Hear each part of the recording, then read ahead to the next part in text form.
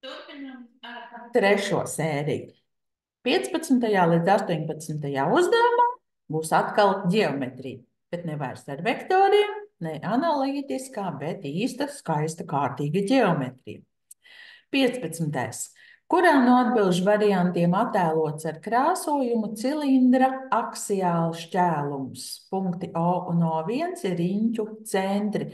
Nu, te ir tīri tavas zināšanas. Ja? Aksiāls šķēlums ir šķēlums, kas iet caur diametriem, riņķīšu diametriem. Nu, tad pastamies, diametri mums ir tikai vienīgi šajā te pirmajā zīmējumā. Līdz ar to tā ir atbilde A.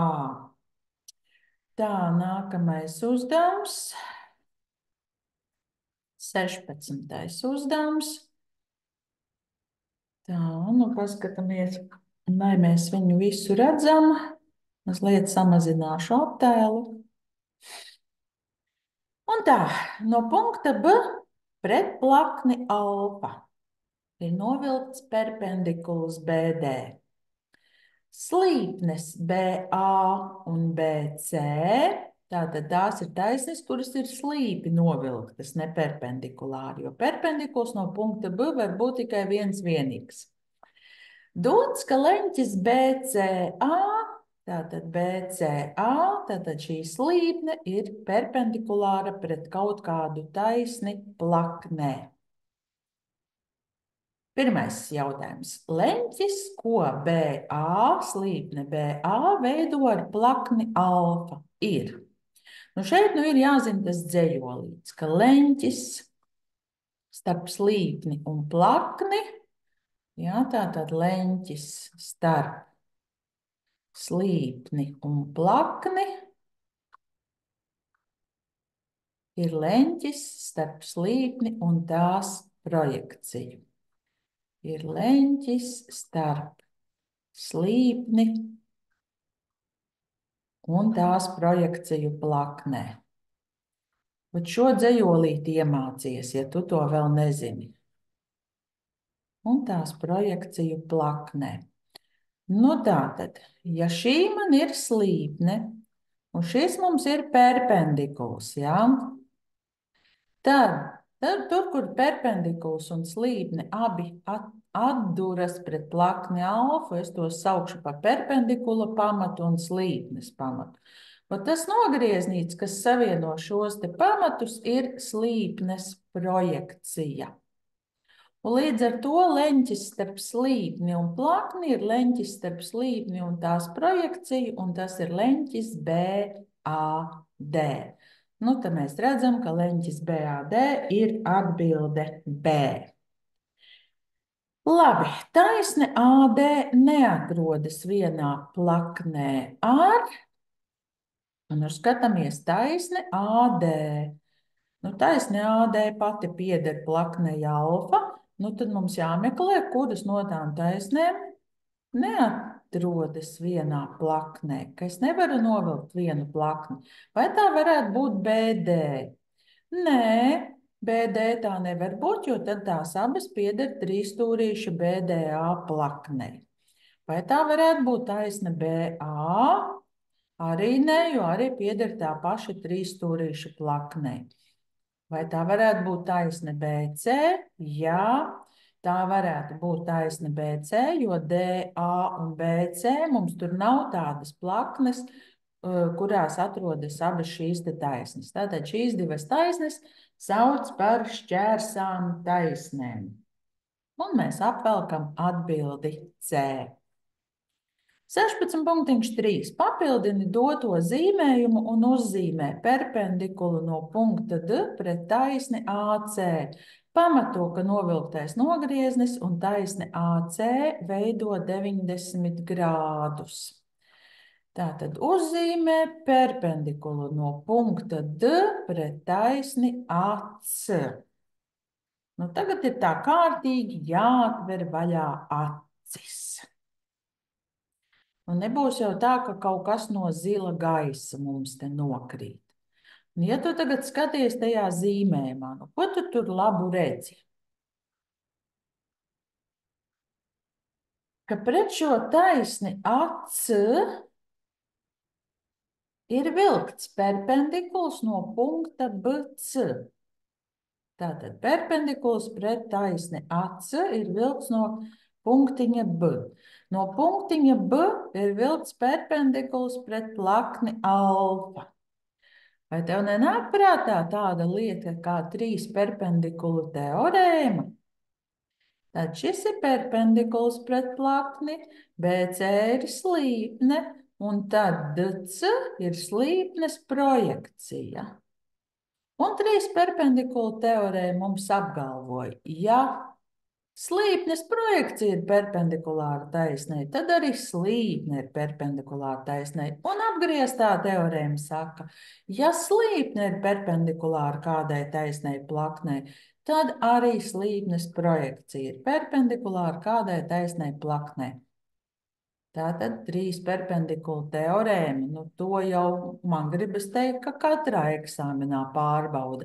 Nu var jau būt, ka es kļūdos, varbūt, ka kādreiz nav bijis, bet tātad trīs perpendikulu teorēma mums ir jāzina.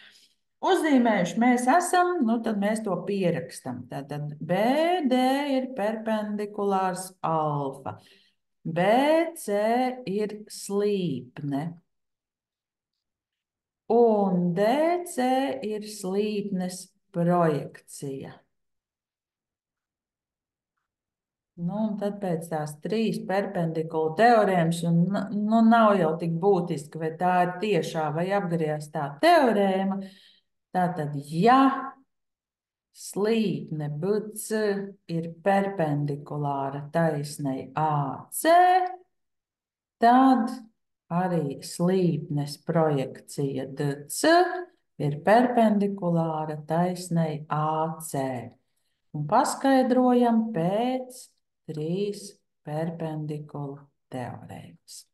Nu, lūk, 16. uzdevumu esam pieveikuši.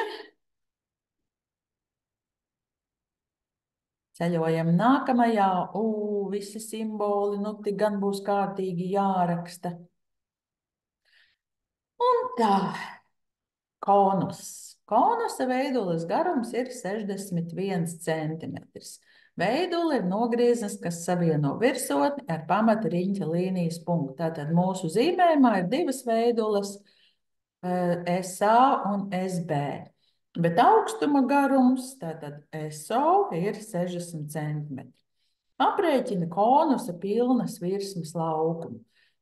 Nu, par konusu mums ir zināms bez zīmējuma. Ja? Tātad jums ir jāzina, kas ir rādījus, kas ir augstums, kas ir veidule.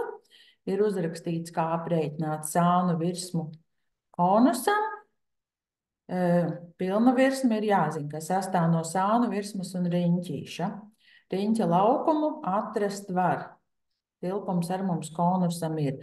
Nu, tad skatāmies riņķa laukums, riņķa laukums, riņķa laukums. Lūk, kur mums ir arī riņķa laukums atrodams. Ko mums tur vēl tajā uzdevumā vajadzēs? Tas arī ir viss, ko mums tur vajadzēs. Nu labi.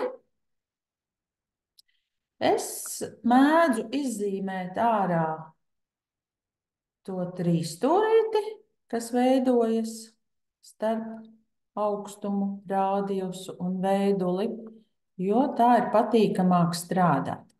Tātad šis mums ir augstums. Augstums mums ir 60 centimetri. Ja? Tur mums ir burti SO. Veidula SA vai tikpat labi SB ir 61. Tātad veidula formulās ir apzīmēta ar burtiņu M. Un šis mums ir rādījus. Lai aprēķinātu pilnas virsmas laukumu, man to rādījus vajadzēs, jo pamata riņķīša laukums vajadzīgs ir rādījus. Nu, tātad pēc Pitagora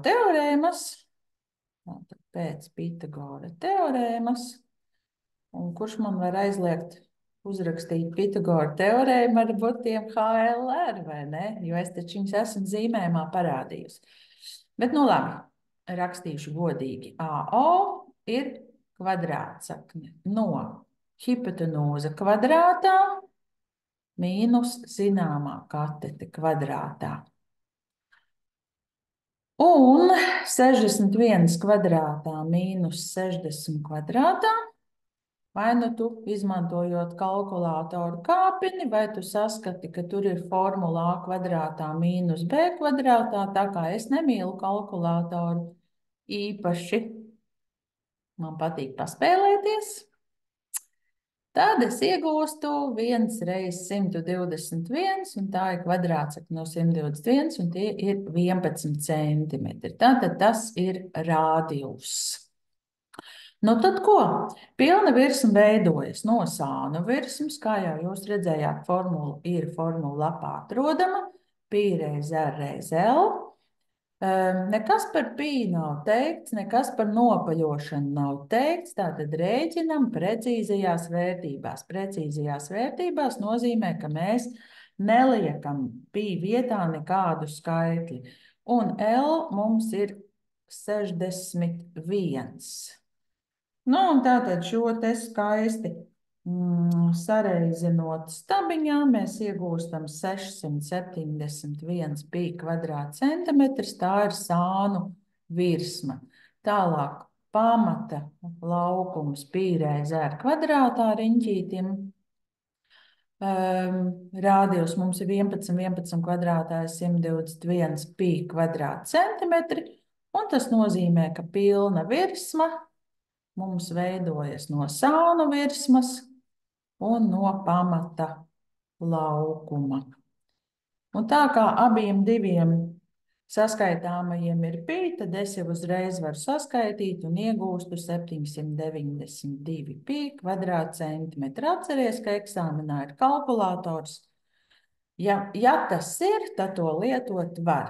Nu, lūk, pilnā pierakstā lietojot visums formulas ar burtiem, pēc tam ar skaitļiem esmu visu kārtīgi pierakstījusi. Un paliek mums vēl uzdevums numur 18. Uzdevums 18 ir par prizmu. Dota regulāra trīsstūra prizma. Nu, atceramies, ka vārds regulārs nozīmē, ka daudzstūrim būs vienādas malas un vienādi leņķi. Nu, tad es varu zīmējumā parādīt, ka pamata malas visas ir vienādas. Ir dota sānu skalnes diagonāli A1C 16 kvadrātsaknis no 3 un leņķis A1C ir 60 grādi. Nu, es piedāvāju atkal izzīmēt tomēr to trīsstūrīti kā plaknes figūru, jo ar to vien jau mums nāksies strādāt. Tātad izzīmēju ārā to trīsstūrīti, kurā mums ir zināmas leņķītes. Pierakstu klāt A1, te mums ir 60 grādi, te mums ir taisnīgs leņķis, un hipotenūza ir 16 kvadrātsaknis no 3. Tad prizmas tilpumu rēķini. Visām telpiskajām figūrām, izņemot lodi, ir formula viena un tā pati, pamata laukums reiz augstums. Nu, vienīgi konusam un piramīdai ir vēl priekšā reizinātājs 1/3.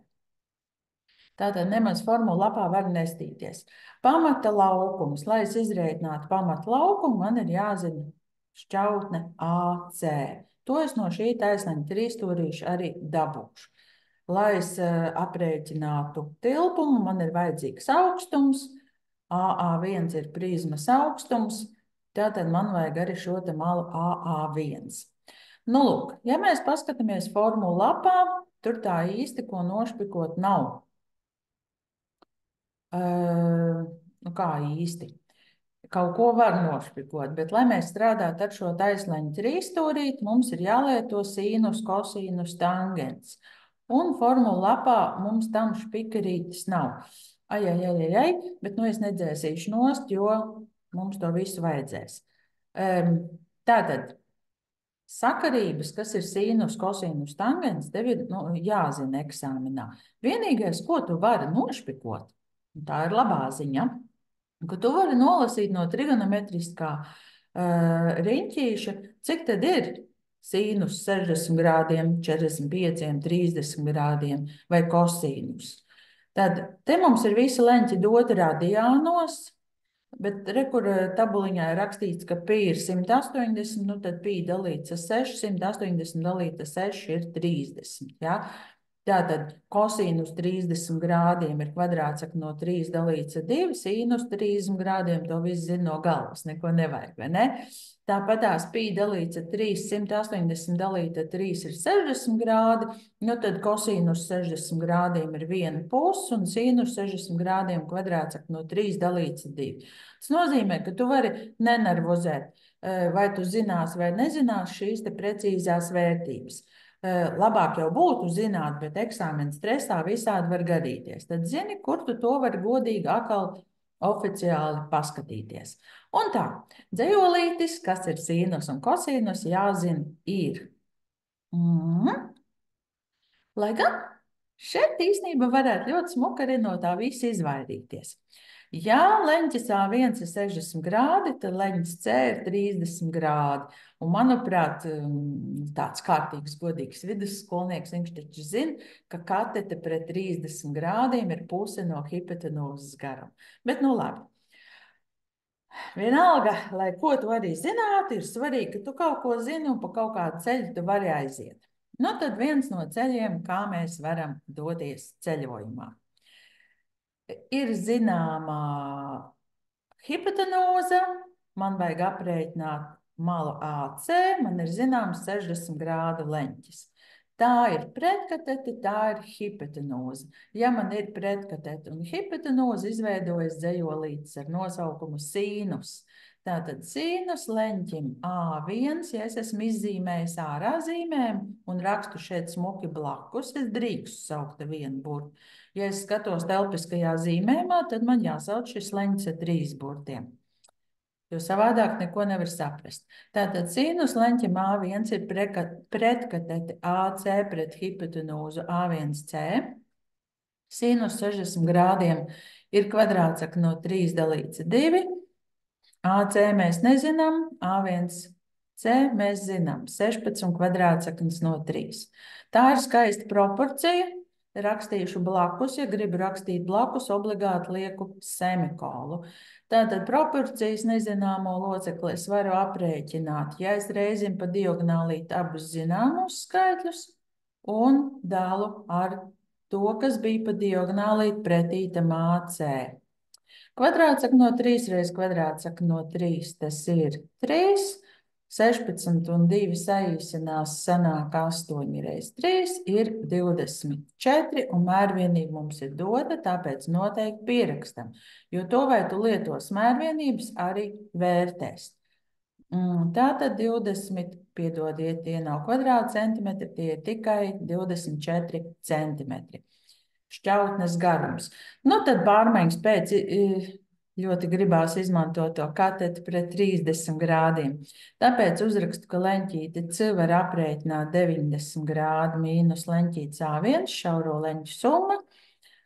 Un tas nozīmē, ka prizmas augstums, jeb šķautne AA1 ir katete pret 30 grādiem, un tā ir puse no hipotenūzes A1C. Un pusi no 16 kvadrātsaknēm no 3 ir 8 kvadrātsaknes no 3 centimetri. Un izmantoja sakarību katete pret 30 grādu leņķi. Bet vēlreiz saku, tas nav obligāti. Tu vari lietot kosīnus, tu vari lietot Pitagoru teorēmu, jo šeit jau mēs otru malu dabujām. Tā kā risināt var ļoti dažādi. Tangens arī vēl varēja izmantot. Labi, tātad man ir zināms viss, ko man vajag. Laukumu es varu aprēķināt, jo man ir regulārs 3 stūris, un tilpumus arī var aprēķināt. Pastamies, ko mēs varam nošpikot par 3 stūrīti. Ai, tagad man pavisam viss ir pierakstīts. Bet nu neko, to visu nozdzēs nevar. Par 3 stūrīti redz, kur mums ir skaistas formuliņas. Tā, skatāmies šeit apakšā. Sīnusu teorēma, kosīnusu teorēma, laukums 3 stūrītim, puse mala reiz sīnus ietvertajam leņķim. Kur mums ir arī regulārs trīsstūris. Regulārā trīsstūra sakarības starp ievilktās riņķlīnijas rādiusu un apvilktās riņķlīnijas rādiusu un augstumu. Un kur ir arī regulārā trīsstūrīša laukuma formula. Nu, eksāmens tie taču tiešām ir svētki, jo visu mēs varam atrast un parādīt, cik mēs skaisti to protam lietot. Un tā, ķeramies klāt laukums pamatam. Tātad laukums trīsstūrītim ACB vai tikpat labi arī tam augšējam ir pēc regulārā trīsstūra laukuma formulas. Trīsstūra malu kāpinam kvadrātā, reizinam ar kvadrātsakni no 3 un dalam ar 4. Tātad 24 kvadrātā, 24 reiz 24. Pavisam negribas ņemt to kalkulātoru, tāpēc uzrakstu šādi, īsinu, bet, 6 reiz 20, 120, plus 24 ir 144 kvadrātsaknes no 3, un tie ir kvadrātcentimetri. Tā, un tad mums vēl vajadzēja aprēķināt prizmas tilpumu. Tātad tilpums prizmai ir formula laukums pamatam reiz augstums. Pamata laukums 144 kvadrātsaknes no 3 reiz augstums prizmai 8 kvadrātsaknes no 3. Atceramies, ka savā starpā ir jāsareizina tie skaitļi, kuri nav zem kvadrātsaknes, un savā starpā tie, kas ir zem kvadrātsaknes. 144 reiz 8 ir 1152 reiz 3, un tas ir 3456 kubikcentimetri. Protams, ka tu godīgi drīkst lietot kalkulātoru, bet varbūt paspied podziņu 2 reizes, jo ja nu gadās, kad stresā roka uzkrita neuz tā taustiņa. Un, manuprāt, mēs esam beiguši arī nākamo sēriju ar video. Tiekamies nākamajā!